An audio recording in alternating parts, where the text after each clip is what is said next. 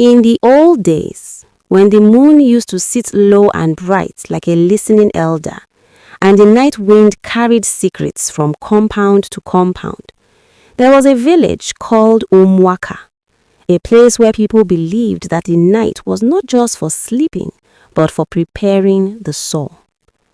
On one particular night, a night darker than usual, the elders said the spirits were awake and walking.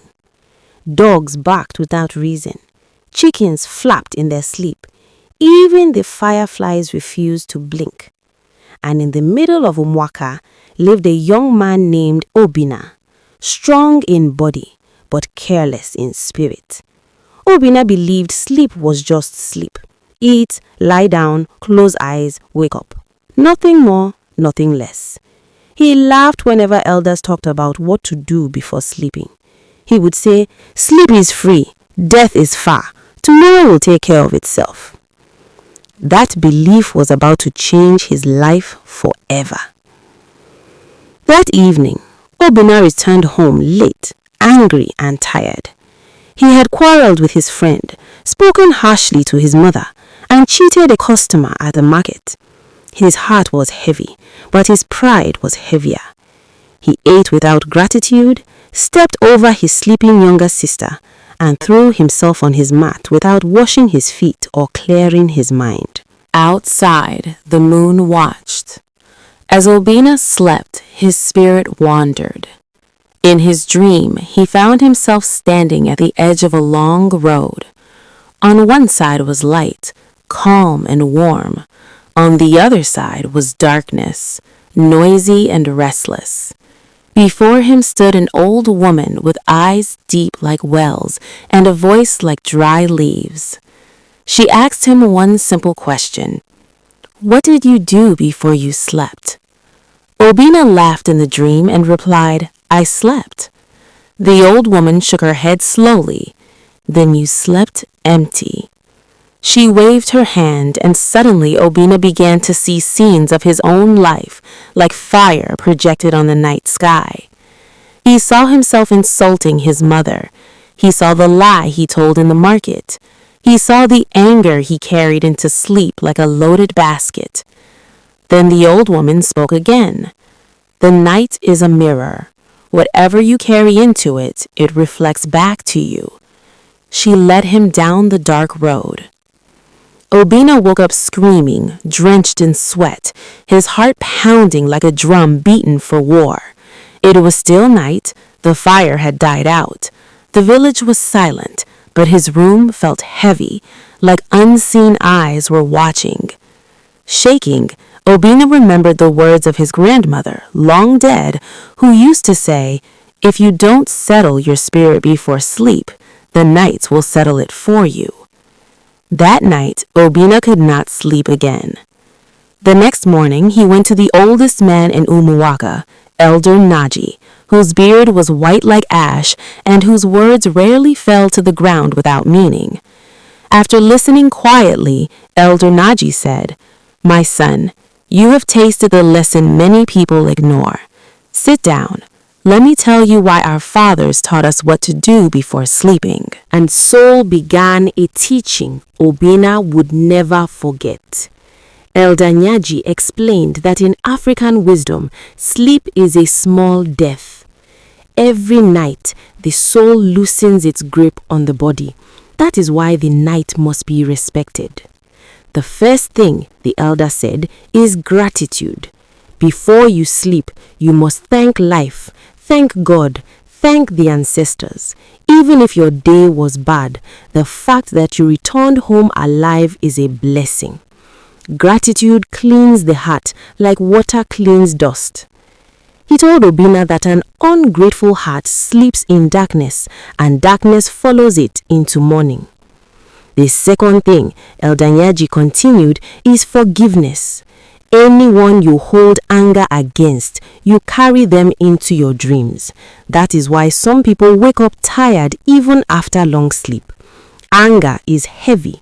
Forgive, not because they deserve it, but because your spirit deserves rest. Obina felt his chest tighten as he remembered his friend. The third thing is reflection, the elder said. Ask yourself, what did I do today that was good? What did I do that was wrong? The night listens.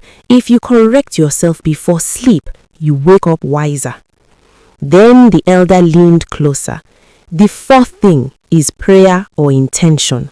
Words spoken before sleep travel far. They meet the morning before you do. Speak life, not fear. Speak hope, not curses. He warned Obina never to sleep after quarreling, never to sleep with lies uncorrected, and never to sleep in a dirty place, because physical dirt invites spiritual unrest. But the most important thing, Elder Naji said softly, is peace with yourself.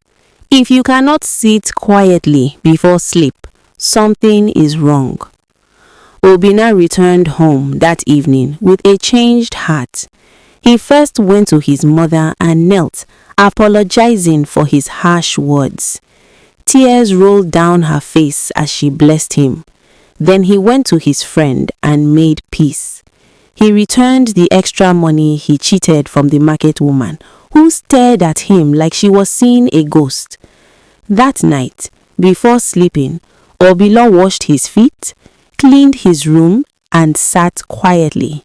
He thanked God for life. He forgave everyone he could remember. He spoke good words into tomorrow.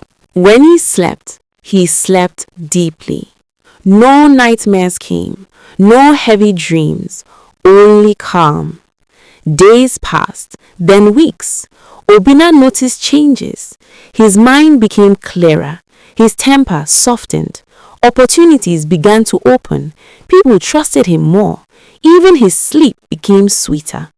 But not everyone learned. There was another man in Umwaka named Okore who mocked these teachings. He slept in anger, slept drunk, slept without thought. He said, night is for weak people who fear their shadows.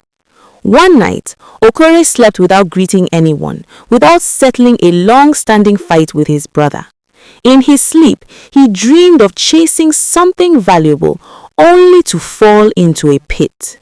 He woke up sick. Days later, his business collapsed. Confusion entered his home. He aged quickly like a tree struck by dry season fire. The elders shook their heads. The night returned what it gave it. Slowly, the village learned. Parents began teaching their children what to do before sleep. Families began settling issues before nightfall. Prayers rose from huts like quiet smoke. The village grew calmer, wiser. Obina eventually became a teacher of these lessons. He would say, if you want to change your life, don't start in the morning. Start at night. He taught that before sleeping, you should clean your body and space, settle quarrels, forgive freely, reflect honestly, speak good words, sleep with gratitude. He reminded people that tomorrow is born from how you sleep tonight. And so in Umwaka, the night stopped being feared and started being respected. Because the elders knew, and Obina learned the hard way, that sleep is not just rest for the body, but preparation for destiny. And if you listen closely tonight, before you close your eyes, you may hear the night asking you the same question the old woman asked Obina. What did you do before you slept? The answer may shape your tomorrow.